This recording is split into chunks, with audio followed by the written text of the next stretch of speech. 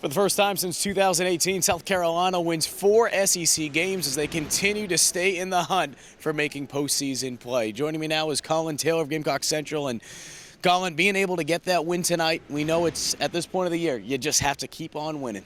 Yeah, I mean, South Carolina can't do anything. They've kind of made their bed in the early part of the conference season, and now they're winning, and it's just a matter of finding ways to continue to gut out these wins and notch these good win after good win and let the chips fall where they may come Selection Sunday. What are you noticing? Because now tonight, with South Carolina being able to get this win in this game, Jermaine Couisnard and Keyshawn Bryant both scored in double digits, and a stat that when one of them at least scores in double digits, the team now is 15-2 on the year. So we know that, okay, when those two guys are on, or at least one of those guys is on, South Carolina has a better chance of winning. Outside of that, though, what have you noticed with this team these last couple nights, and especially tonight?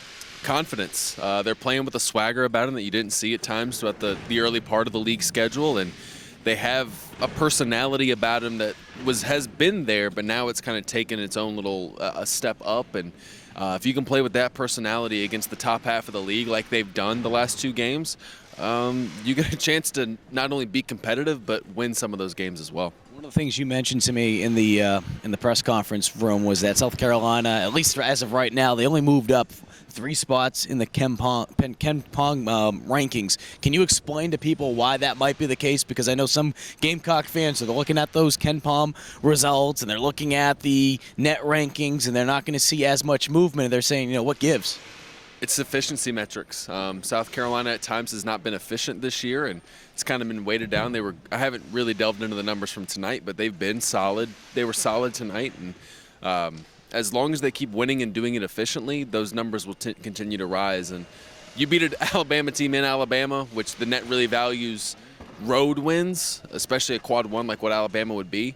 You got a chance to really surge up those net rankings. What do they have to do? What do they have to do against an Alabama team that has kind of went back and forth in the top 25 this season? They're coming off a win against Vanderbilt. They are ranked in the top 25 going into this contest. You have to go to Tuscaloosa. What does South Carolina have to do in order to extend their win streak to 5, but more importantly, just continue to just get another win?